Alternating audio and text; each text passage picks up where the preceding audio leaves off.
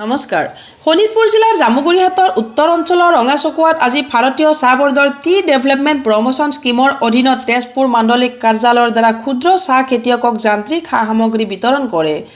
অঞ্চলটোৰ ক্ষুদ্ৰ চাহ খেতিয়কসকলক লৈ গঠিত এভাৰগ্ৰীণ আত্মসহায়ক গোটৰ অধীনস্থ জিঅ'ভৰলী টি প্ৰডিউচাৰ কোম্পানী লিমিটেডৰ নামত ভাৰতীয় চাহ বৰ্ড তেজপুৰ মাণ্ডলিক কাৰ্যালয়ৰ জৰিয়তে কোম্পানীৰ অন্তৰ্ভুক্ত চাহ খেতিয়কসকলক চাহ খেতিৰ বাবে প্ৰয়োজনীয় সা সামগ্ৰী বিতৰণ কাৰ্যসূচীত বিশিষ্ট অতিথি হিচাপে অংশগ্ৰহণ কৰে তেজপুৰ চাহ মণ্ডলিক কাৰ্যালয়ৰ উন্নয়ন বিষয়া ধীৰাজ শইকীয়াই।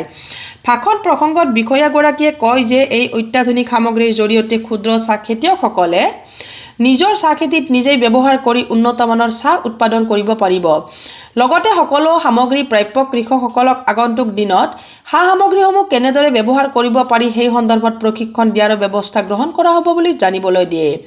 অনুষ্ঠানটিত জিঅ'ভৰলী টি প্ৰডিউচাৰ কোম্পানী লিমিটেডৰ অধ্যক্ষ খগেন ভূঞা, মুখ্য কাৰ্যালয়ৰ কাৰ্যবাহী বিষয়া নীলকমল নেৱাৰ, এভাৰগ্ৰীণ আত্মসহায়ক গোটৰ সভাপতি ৰাজকুমাৰ নেৱাৰ, সম্পাদক খগেন ভূঞাৰ লগতে বহু কেইগৰাকী বিশিষ্ট ব্যক্তিয়ে অংশগ্ৰহণ কৰে। জামুগুৰিহাটৰ পৰা আনোৱাৰ আহমেদৰ ৰিপৰ্ট। উন্নয়ন বিষয়া শ্ৰীযুত ধীৰাজ শইকীয়া ডাঙৰীয়াক আমাৰ গোটৰ ফালৰ পৰা আন্তৰিক কৃতজ্ঞতা জ্ঞাপন কৰিছোঁ।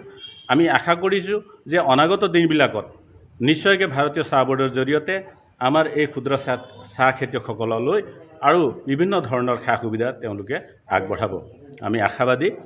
আৰু এই চেগতে মই এটা কথা উল্লেখ কৰিব বিচাৰিছোঁ যে আজিৰ যি যুৱ প্ৰজন্মত দেখা দিয়া নিবনুৱা সমস্যা, এই নিবনুৱা সমস্যাৰ প্ৰতি লক্ষ্য ৰাখি ভাৰতীয় চাহ বৰ্ডে যি এক উল্লেখনীয় পদক্ষেপ গ্ৰহণ কৰিছে, এই প্ৰচেষ্টাই আমাৰ উঠি অহা প্ৰজন্মক নিশ্চয়কৈ অনাগত দিনবিলাকত চাহ খেতিত নিজকে আত্মনিয়োগ কৰি নিজকে সংস্থাপিত কৰি এক উন্নত মানৰ জীৱন ধাৰণৰ ব্যৱস্থা তেওঁলোকে গ্ৰহণ কৰিব বুলি এই ব্যৱস্থাই কিন্তু যথেষ্ট আমাক আত্মসহায়ক গোটৰ অন্তৰ্গত মুঠ 135জন ক্ষুদ্ৰ চাহ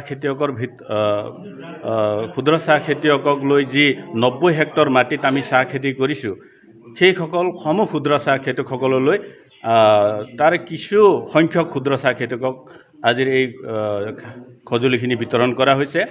আৰু অনাগত দিনবিলাকত পৰ্যায়ক্ৰমে তেওঁলোকৰ যি প্ৰয়োজনীয় যন্ত্ৰপাতি নিশ্চয়কৈ চাহ বৰ্ডে যোগান ধৰিব বুলি আমি আশাবাদী। এই স্বগতে আমি চৰকাৰৰ যি এই টি ডেভেলপমেণ্ট এণ্ড প্ৰমোশ্যন স্কিমৰ অধীনত আমাক যি সুবিধা প্ৰদান কৰিছে তাৰ বাবে চাহ বৰ্ডৰ লগতে আমি অসম চৰকাৰকো আমাৰ আন্তৰিক ধন্যবাদ জ্ঞাপন কৰিছোঁ।